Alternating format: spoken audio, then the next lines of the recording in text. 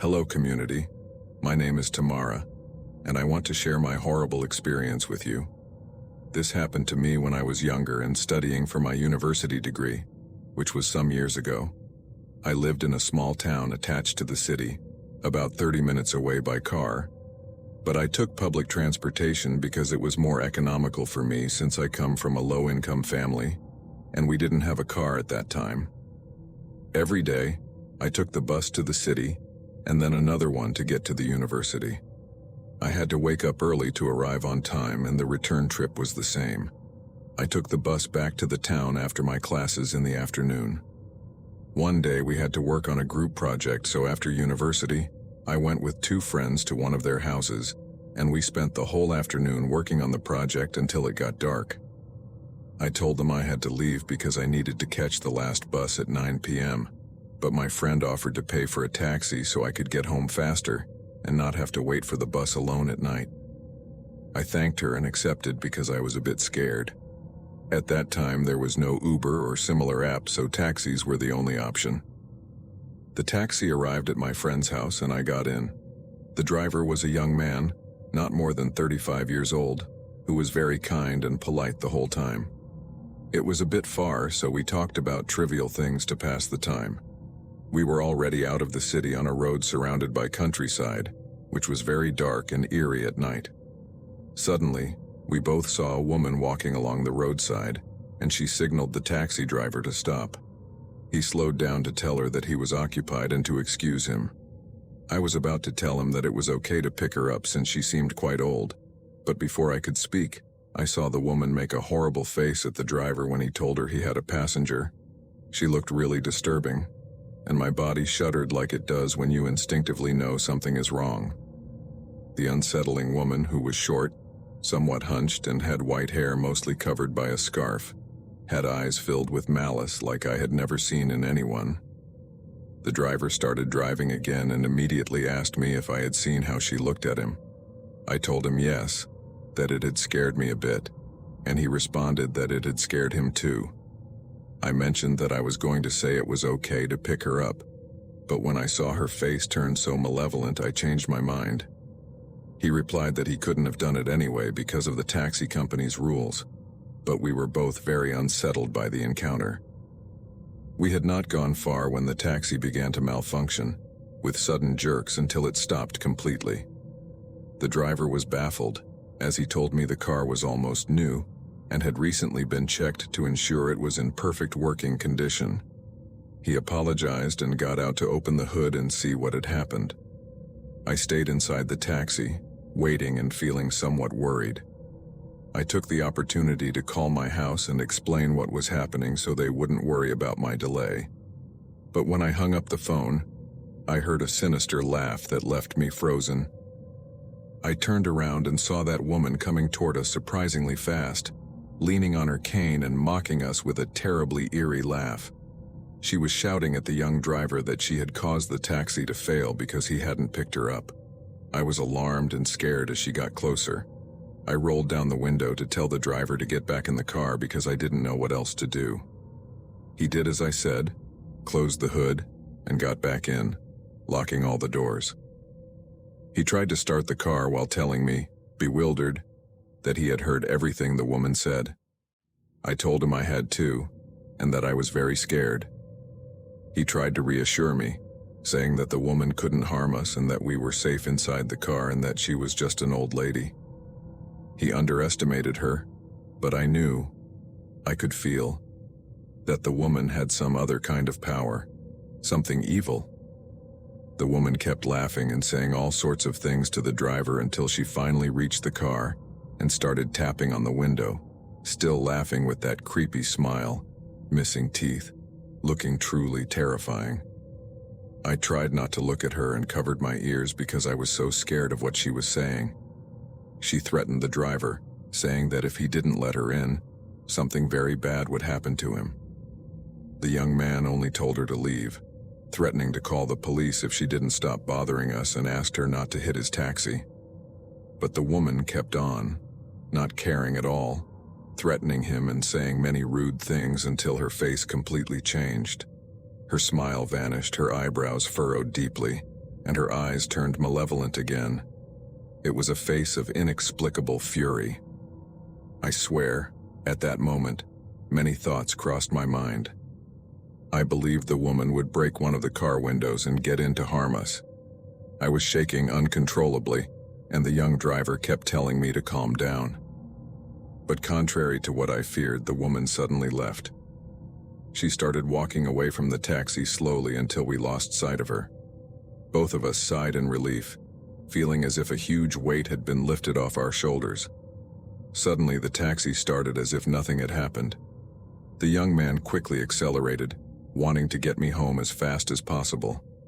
He was very embarrassed by everything I had experienced with him, seeing the fear and nerves on my face. I kept telling him not to worry, that it wasn't his fault. I just wanted to get home. When he finally dropped me off at my doorstep, I paid him and thanked him for everything. He had been wonderful the entire time, and I didn't want him to feel guilty for what had happened. I went into my house still very scared and told my parents everything that had happened. They hugged and comforted me, making me feel safe and protected.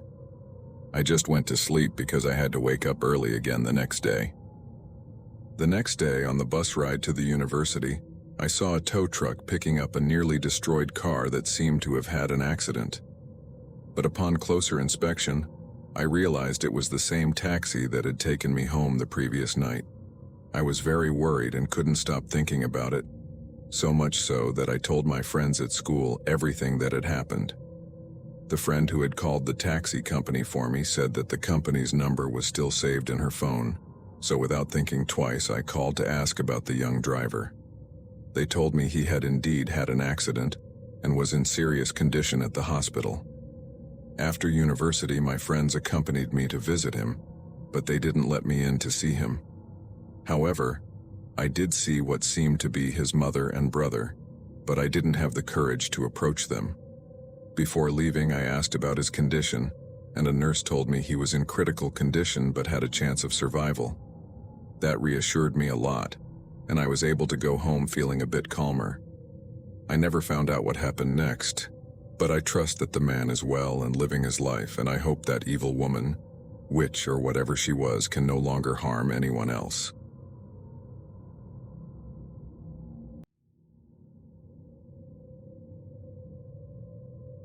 Hello. This is the first time I'm sharing this story in public, so I'll try to do it as respectfully as possible for the protagonist of this account, which I'll share anonymously. I'm from Michoacán and was a full-time taxi driver for many years. Now, I work for a platform that provides the same service, but that's another story. One night while I was working, I decided to take a break and buy something to eat. I went into a store to get a packaged snack and parked in a quiet spot to eat it.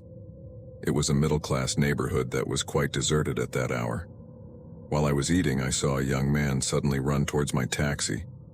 He looked very disoriented and scared. He asked me to let him in because he felt like he was being chased. I was scared. Honestly, at first I didn't want to let him in, but then I saw he had several bruises on his body, and his terrified face made me feel empathy for him, so I let him into my taxi. He got in the back, and I immediately drove off, even though I didn't see anyone behind him. The young man kept saying he felt like he was being chased. I wasn't going to take any risks, so I started driving in a fixed direction while asking him his name and where he lived so I could take him home. But he was incoherent, saying he couldn't remember his address or exactly what had happened to him, though he did give me his full name. I asked if he could recall any phone numbers of family or friends to contact, but he couldn't provide any numbers. He wasn't saying much, just rambling, and he looked very confused. There was nothing more I could do but take him to the authorities so they could handle the situation and find his family. I couldn't do anything else. "Don't worry, we're going to the police so they can help you," I told him to calm him down. But then he started saying no repeatedly in a very distressed tone, and his face became increasingly pale. At this point, I didn't know what to do, so I pulled over again to think about what else I could do for him or who I could call. But when I finally managed to park and turned around, the young man was gone. He hadn't gotten out of the taxi. The doors had never opened. He had simply disappeared. I was stunned. I didn't even look back to see if he had escaped. I knew for sure he had never left the taxi. That's when I realized I had just experienced a paranormal event. Surprisingly, I wasn't that scared. I was more curious about who that young man was and what his story might have been. I have always been a strong believer in the paranormal, as things have happened to me since I was a child. When I was very young and we moved to a new house, I used to play with a boy my age who lived there. I could see him and he was my friend, but when I grew up, I found out he was a boy who had died falling down the stairs. My mother never told me until I was older, and we had moved out of that place.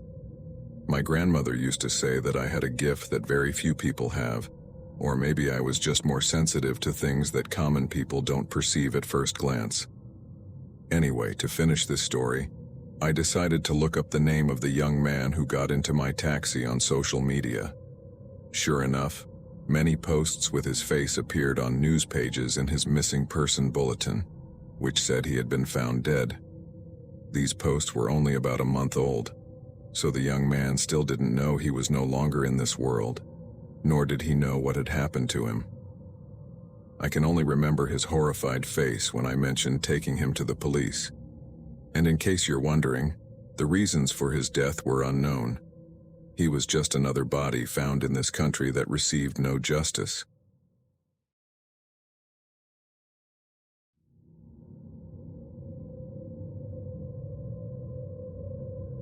My name is Andres and I live in the state of Tamaulipas.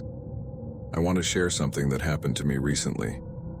Ever since it happened, I felt the need to share it because it seemed both terrifying and surprising to me, as nothing of this kind had ever happened to me before. And this is despite the fact that I'm a fan of horror and suspense. You see, I'm a guitar teacher at an art school, and my last class ends at 9 p.m. So, I take public transportation to get home every night. However, on this particular occasion, I decided to take a taxi instead because it was my mother's birthday, and I wanted to visit her and bring her a gift. This mode of transport was much faster. I got into the taxi, greeted the driver, and everything seemed normal. Since it was a long trip to my mother's house and I was very tired, I started to fall asleep. I didn't fall completely asleep. Rather, I was dozing off because my alert state, knowing I wasn't at home and that I needed to take care of myself and my guitar, didn't allow me to sleep deeply. But I did have my eyes closed. I have long hair, and suddenly, I began to feel someone stroking my hair and brushing my neck with their hands, which felt extremely cold. At first I thought I was dreaming, but when I felt my hair being moved more and more until it was being pulled, that's when I opened my eyes abruptly and turned to one side sharply. There was no one there. The taxi driver asked me if I was okay. I told him that I had felt someone touching my hair and that I still felt that lingering sensation you get when someone pulls your hair, and it hurts. So I knew it had been real. The driver looked at me through the rearview mirror while he continued driving, and I noticed a certain concern on his face. He said, "I don't know what's happening. You're not the first person to tell me that they felt someone touching them or sensed the breath or presence of someone else in the back seat where you were sitting. I bought this car almost for nothing, and it was like new. I knew it had to have some defect, but I never imagined it would be this kind of defect. I don't know the history of this car, and I don't know what happened here for these things to be happening. I apologize." He said this in an apologetic tone. I told him that maybe he needed to have the car blessed because something very bad had probably happened in it, or maybe the previous owner was someone who practiced dark rituals. I didn't know. There were many possible reasons why that unfriendly presence was there, so I believed the solution was to have it blessed. He responded that yes, his wife had already told him the same thing, but he didn't believe in those things. That's why he hadn't done it yet. But the number of people who had experienced these terrifying things while he was driving them was becoming too much.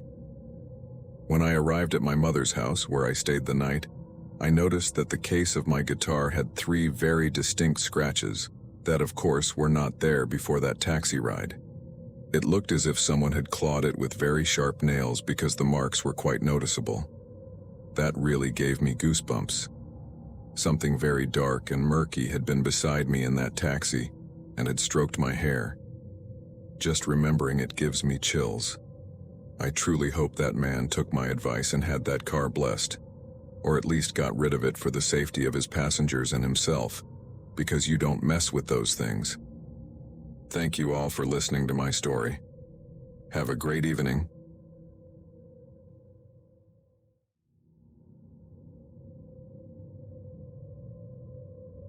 Good evening, community. First of all, my name is Juan Diego. I am originally from Mexico City, where I lived and worked for many years, although I currently reside in the United States. This happened to me when I was still living in Mexico and working as a taxi driver in that city. I was still married and had no children, so I had the energy to work until the early hours of the morning. I've always loved driving, and at those hours, the city was calm and free of traffic. One of those nights when I was working very late, I had just dropped some people off at their home and was about to continue working when suddenly I saw a man running, trying to catch up with me, as he was requesting my services. I saw him and stopped. When the man approached, I noticed he was in pajamas. He was an older man, around 60 years old or more. I rolled down the window and asked if he needed a ride somewhere, and he said yes. He got in the front seat, which is quite unusual but certainly not a problem. The man gave me an address and said in an uneasy voice that his wife was calling him because she felt lonely, and he was going to get her to bring her home. I didn't want to ask him any questions and just told him not to worry, that we were on our way and that at this hour there was no traffic. I started driving. The man was very serious but constantly moved his leg as if he were desperate or nervous. I turned up the music to see if it would help him relax, but it was completely useless. I tried to speed up a bit to get there faster, but when I reached the exact address the man had given me, I was surprised to see it was a cemetery. I asked him if he was sure it was the right place, and he said yes, asking me to park quickly. As soon as I did, the man got out of the taxi and ran toward the cemetery entrance, shouting for me not to leave and to wait for him there. I was very confused and worried about the man. I didn't know what to do, whether I should get out and follow him, as he might have some mental illness or something similar. Many things went through my mind, but when I saw the guard let him in, I decided to get out and ask the guard if he knew anything, as it seemed they knew each other. I approached the guard and asked if he knew why the man was at the cemetery. He told me he had known the man for a long time because at least once a week, the man would come at that same late hour, desperate, saying his wife was calling him. She was buried there. The guard told me he didn't know if the man had any family to help him, because the man never wanted to talk about his life and felt somewhat embarrassed.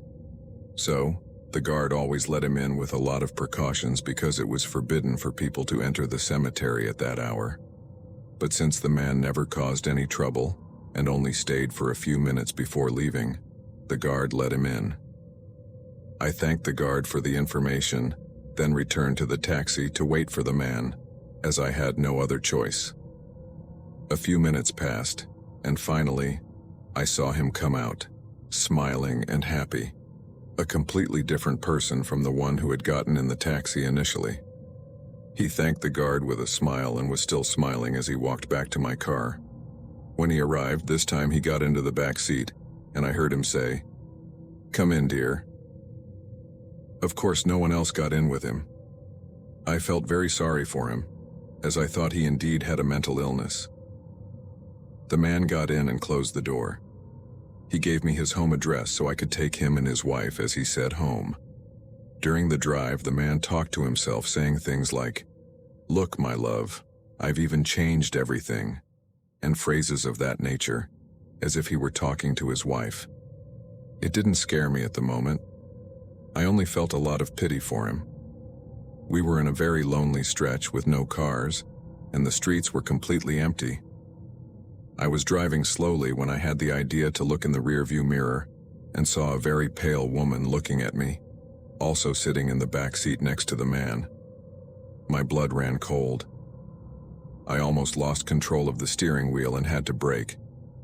I turned around immediately, but the man was alone.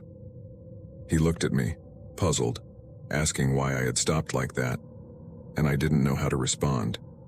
He said in a somewhat annoyed tone if we could leave now, as his wife wanted to get home. Yes, sir, we're leaving now, I replied with a trembling voice. The rest of the way, I fought with myself not to look in the rearview mirror. I didn't want to see her again because I was afraid of having an accident. I was very scared and nervous, thinking about whether I had imagined it or if I had really seen her. But I knew the answer, though I refused to believe it.